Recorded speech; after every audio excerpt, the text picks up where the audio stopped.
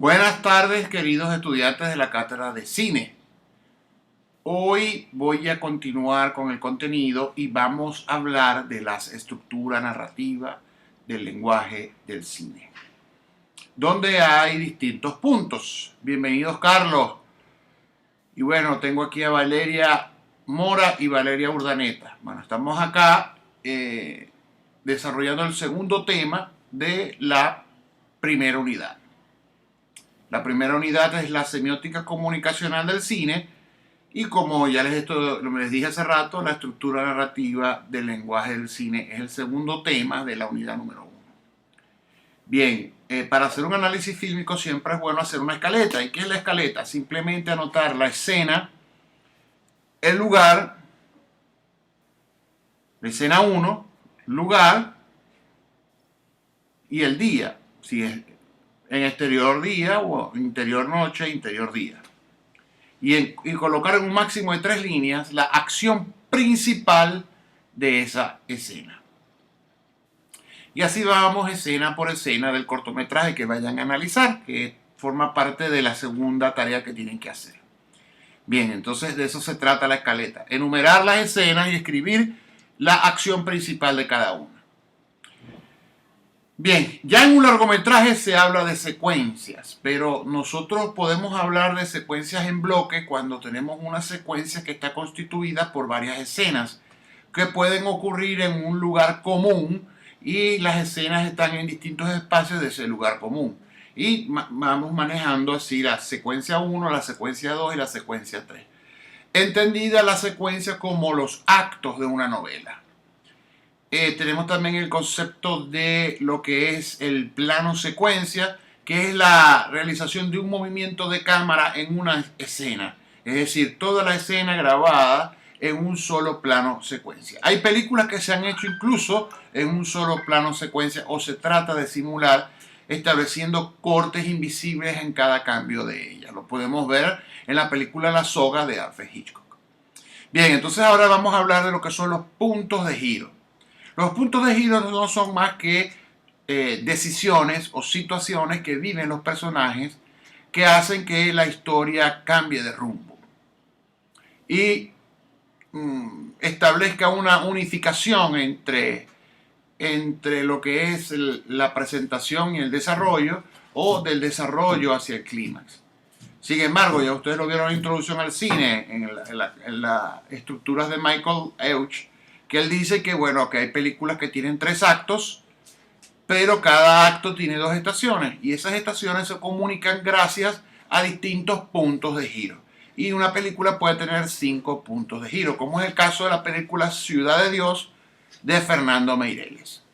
Bien, entonces estoy hablando de una película brasileña, como del año 2003.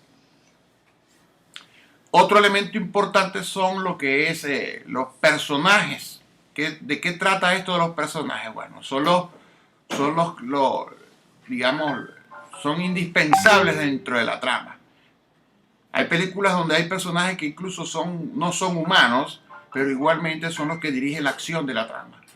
Estos personajes los podemos dividir en 2 grandes grupos. Y el primer grupo es los personajes principales. Dentro de los personajes principales tenemos el protagonista, el antagonista, el guardián y el contagonista. El protagonista es quien dirige la trama y no tiene que ser necesariamente el bueno de la película, sino en quien se centra la trama de la película. El personaje antagonista es quien le hace oposición a este protagonista. El guardián de alguna forma protege al protagonista y el contagonista ayuda al antagonista. Entonces son estos 4 personajes principales que son importantísimos dentro de una trama. Siempre de alguna forma están presentes. Ahí pueden ver el cuadro de lo que les acabo de explicar. Incluso... Ok. Los personajes...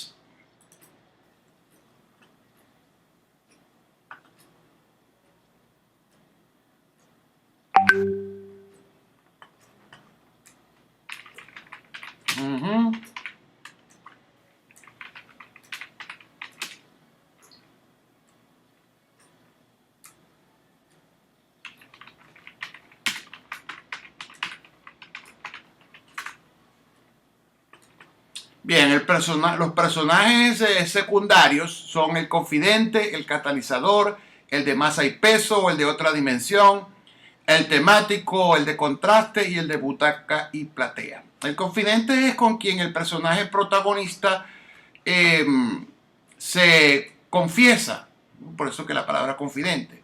El catalizador es quien le dice algo a ese personaje protagonista que hace que la historia cambie de rumbo. El de masa y peso es quien acompaña al personaje principal, y el personaje temático es quien aparece al principio de la película y nos cuenta la historia. El personaje de contraste es quien le hace contraste a otro personaje, digamos que es el opuesto de alguno de los personajes secundarios. Y el de butaca y platea son aquellas sombras que de repente aparecen dentro de la pantalla de la película para dar a entender de que hay alguien dentro del cine que no está de acuerdo en algo y dice algo. Bien, si hablamos más que todo ahora de lo que viene a ser los personajes irreales, tenemos que hay personajes simbólicos, hay personajes no humanos, hay personajes fantásticos, hay personajes míticos. Los simbólicos son los que de alguna manera representan algún elemento abstracto, como puede ser la justicia, el amor, la compasión. Los no humanos pueden ser animales. Aquí dice, en el interior son humanos, pero físicamente tienen apariencia de animal. O sea, son cuando humanizamos a un personaje animal, porque también podemos tener personajes animales que se comportan como animales. En este caso, cuando hablamos de no humanos, hablamos de los animales humanizados. Los personajes fantásticos que incluso pueden ser cosas animadas, ¿no? Y los personajes míticos que representen algún tipo de deidad, ¿no? El dios algún dios griego o el mismo dios, ¿no? Que se representa de forma o algún tipo de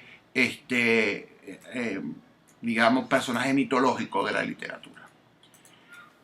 En la página seguimos con esto, entonces nos vamos a lo que viene a ser el arco de transformación de los personajes.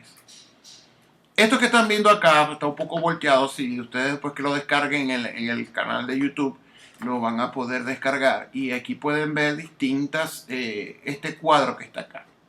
Para hacer un arco de transformación de los personajes es necesario y es importante saber cuando hay un arco de transformación extremo, cuando hay un arco de transformación leve y cuando hay un arco de transformación moderado, o incluso cuando hay un arco de transformación catalizador. El arco de transformación es simplemente ver cómo se transforma ese personaje, un personaje protagonista o antagonista, durante la película. Eso lo sabemos aplicando esta tabla de la psicología de Kahler, del año 78, que, bueno, Fran Báez Quevedo lo utiliza en su libro. Y hay unas conductas impulsoras que podemos tener todos en la vida. Hay personas que asumen conductas impulsoras de ser fuerte, de ser perfecto, de apura, de trata, de compláceme. Y para ser una persona con estas conductas impulsoras hay que tener ciertas frases, ciertos tonos, ciertas expresiones, ciertas posturas y ciertas actitudes. Entonces ustedes pueden ver que aquí en la tabla el C perfecto tiene una cierta cantidad de frases, tonos, gestos, posturas que lo identifican. Y el compláceme tiene otras, que son prácticamente las contrarias. Y aquí va bajando paulatinamente hasta tener una personalidad muy dura, hasta tener una personalidad muy suave.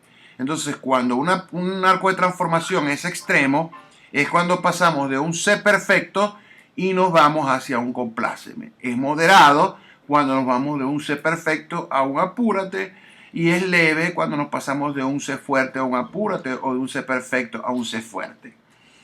Y el arco de transformación catalizador es cuando uno de estos personajes catalizadores le dice algo a un personaje y hace que cambie abruptamente en uno de estos estados. Entonces, de alguna forma hay que redactar en qué momento el personaje protagonista es un C fuerte, es un apúrate, es un compláceme, y ver cómo es su arco de transformación durante todo el cortometraje que ustedes van a analizar. Bien, pasemos ahora a lo que es el tiempo. En el cine, como lo dice Gilles Deleuze, se establece lo que es la imagen-tiempo, ¿no? Nosotros, además de que trabajamos con el movimiento, como él dice también, la imagen-movimiento, también trabajamos con el tiempo. El cine tiene la capacidad de tener una percepción netamente cinematográfica distinta a la percepción natural que nosotros tenemos del día a día. Nosotros no podemos hacer cortes ni podemos cambiar abruptamente de tiempo y espacio. Es en el cine donde pueden haber esos cambios mágicos en el tiempo. Entonces nosotros podemos generar un tiempo en adecuación que es parecido a nuestra percepción natural del mundo, donde tratamos de hacer una escena en un plano secuencia y estamos haciendo un tiempo adecuado a la realidad. Pero si vamos a trabajar un tiempo que no está adecuado al tiempo de la realidad, trabajamos un tiempo en condensación, trabajamos un tiempo en distensión. ¿Qué es un tiempo en condensación? Mostrar el tiempo más corto en pantalla de lo que realmente es, sin la utilización de la cámara rápida. Es decir, nosotros podemos mostrar una escena donde se están comiendo una pizza, se hace un ángulo cenital de una pizza en plano general, y los pedazos de pizza van desapareciendo hasta que el último pedazo lo llevamos a la boca de la persona. ¿Qué pasa justamente allí? El tiempo en distensión ocurrió en 10 segundos. ¿Y quién se come una pizza en 10 segundos? Nadie. El tiempo en distensión es al contrario, algo que ocurre rápido o que está por ocurrir se dilata en el tiempo. Lo tratamos de dilatar. Si alguien va a cometer un asesinato, jugamos con la música y hacemos de que va a pasar, no sucede, si sucede, no sucede, hasta que sucede después de bastante tiempo de mantener a los espectadores en tensión. El tiempo en continuidad es cuando utilizamos varios planos para cambiar de un plano a otro y mantenemos la continuidad de los planos. El plano en simultaneidad, el tiempo en simultaneidad, es cuando utilizamos el montaje paralelo y el montaje alterno, donde el montaje paralelo es que dos personas están a lo lejos en distintos lugares y sabemos que en algún momento se van a encontrar. Y el montaje alterno es que dos personas se ven en distintos lugares al mismo tiempo, pero que sabemos que no se van a encontrar, pero la situación está relacionada. El flashback, que es el recuerdo, mostrar recuerdos, que se puede entender también como montaje invertido. También el montaje invertido tiene lo que es el flash forward, imaginar el futuro, y lo que es el tiempo psicológico. Entonces, según Posada y Naime, un libro que se llama Apreciación Cinematográfica del año 97, está en la biblioteca de Urbe, lo pueden conseguir allí cuando vayan hasta allá, habla sobre estos distintos tipos de tiempo. El conflicto. Hay que hacer una gran diferencia entre lo que es un punto de giro y lo que es un conflicto. Por lo general, siempre la película se entiende por el conflicto al desarrollo de la historia. Recuerden que una estructura narrativa tiene una presentación que nos lleva a un primer punto de giro donde se desata todo el conflicto de la historia que viene a ser el desarrollo. Para muchos teóricos de las estructuras narrativas, el conflicto es el nudo central, es el desarrollo de la historia, que es donde dura más, es la que dura más tiempo en la película. Ese conflicto lo podemos tener de distintas formas y distintas maneras. Podemos tener un conflicto, aquí los tengo enumerados, acá se los puedo mostrar. Fíjense que acá están.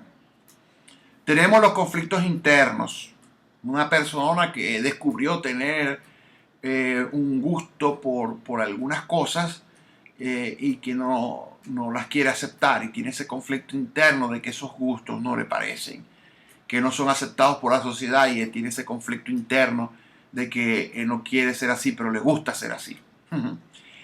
Los conflictos relacionales, cuando hay un problema de relaciones entre dos personas durante la película. Conflictos sociales, la película se desarrolla a través de un conflicto grupales dentro de una sociedad. Conflictos externos, hay unos agentes externos que le causan algún tipo de efecto en el personaje. Y los cósmicos o ambientales, que son esos conflictos que se generan por algún algo natural de la naturaleza que provoca ese problema, como películas como Tornado, por dar un ejemplo, Terremoto, una película que trata sobre un terremoto, ¿no? O el conflicto social de 2000, el conflicto cósmico del 2012, que la Tierra se está, las placas se están moviendo y se están derritiendo y hay una hecatombe a nivel mundial. Entonces hay un conflicto cósmico en esa película. Son tramas donde el asunto se puede resolver o puede empeorar. Y bueno, tienen que tratar de decirme, bueno, ¿cuál es el conflicto de esta historia? Y para finalizar, la premisa. ¿Cuál es la premisa de la historia? Tratar de escribir en 3 líneas de qué trata lo que vieron. Es como la idea que van a escribir, ¿no? Al ver la película, bueno, voy a escribir una idea o premisa de lo que trata esto, tratar de mostrar ahí los temores, las inseguridades y el conflicto principal de la historia. Bien, Carlos y Valeria, las Valerias, no, solamente está Carlos, a las Valerias le pasó algo, pero ¿tienen alguna pregunta?